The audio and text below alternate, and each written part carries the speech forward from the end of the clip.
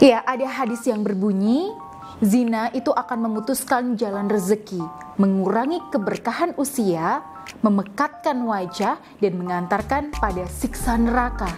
Nah, tapi faktanya di luar sana itu banyak juga loh suami yang selingkuh tapi rezekinya makin lancar. Nah, gimana tuh? Dan inilah jawabannya.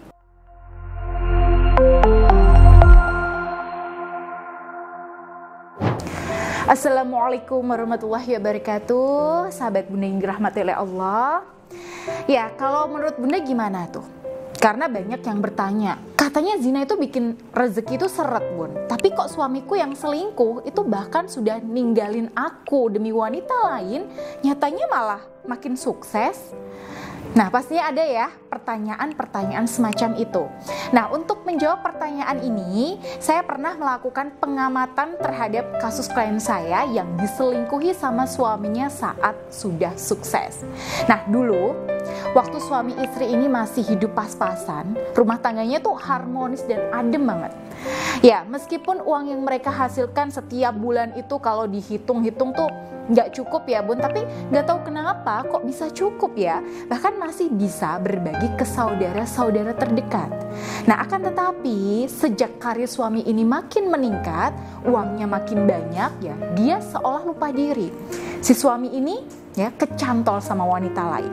Nah, di saat yang sama hubungan suami istri itu justru sering berantem, sering salah paham, cekcok gak habis-habis, ego ketemu ego. Jadi hawa-hawanya itu rumah tangganya rasanya tuh panas gitu. Nah, karena aura rumah tangga ini itu gak segera dibersihkan dan dibiarkan begitu saja, ya akhirnya perselingkuhan suami tahu-tahu udah sampai ke perzinahan. Nah, di titik ini karir suami justru makin cemerlang Bunda. Karirnya makin bagus, makin dipercaya atasan, bahkan sampai bisa beli rumah buat selingkuhannya. Ya pasti kita mikirnya, loh kok bisa ya? Kok enak banget hidupnya? Udah nyakitin istri, selingkuh, zina, kok rezekinya tuh nambah? Ya, untuk menjawab pertanyaan ini, saya mengajak Bunda untuk melihat dari dua sisi. Yang pertama, ini adalah istidraj, ya, alias jebakan dari Allah. Jadi Allah tuh kalau udah gergeten nih ya, dan udah gak sayang sama hambanya karena udah berkali-kali dibilang tuh masih gak mempan, ya Allah sengaja biarkan hambanya tenggelam dalam maksiat, kemewahan, dan kenikmatan dunia sampai dia benar-benar lupa diri. Dan ketika sudah kelewatan lupa diri, Allah hancurkan dia dengan azab yang pedih.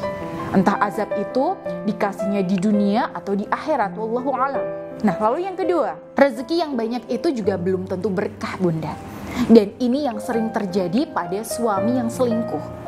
Ya, dari luar kelihatannya fine-fine aja ya Bun, tapi di balik itu semua ada aja kejadian-kejadian yang gak enak. Baru dapat gaji, HP-nya hilang. Ya, dan terpaksa nih harus ganti yang baru. Nah, baru dapat promosi, mobilnya rusak. Nah, pulang dari hotel sama selingkuhan, ada aja yang ngegores mobilnya itu sampai lecet, Bun. Padahal mobilnya itu masih kredit. Nah, belum lagi di kantor ada kejadian nih, entah bertengkar sama temen, sikut-sikutan nih, sama saingan, dan banyak lagi. Nah, akibatnya ya di rumah itu hawanya emosi melulu. Ya udah gak bisa ngerasain hangatnya cinta istri, gak bisa ngerasain perhatian istri. Bahkan istri cantik pun itu gak kelihatan cantik. Nah, ini karena secara batin Allah sudah cabut ketentraman pada yang halal. Dan inilah yang sering kita sebut sebagai rezeki berdatangan tapi hilang keberkahan. Ya, na'udzubillah min zalik. Nah, lalu kita harus gimana dong Bun kalau kondisinya seperti ini? Ya, di sini kuncinya adalah taubat. Perbanyak istighfar, perbanyak zikir, banyak-banyak mendekat sama Allah supaya diberikan pencerahan. Tapi apakah cukup dengan seperti itu aja? Ya, tentu saja tidak Bun. Ada usaha lahir batin yang perlu kita istiqomahkan untuk mengembalikan hati suami dari genggaman wanita lain. Nah, untuk itu sahabat Bunda bisa mendaftar bimbingan secara profesional melalui nomor yang ada di layar ini ya. Baik, saya Bunda Ayu, akhirul kalam. Wassalamualaikum warahmatullahi wabarakatuh.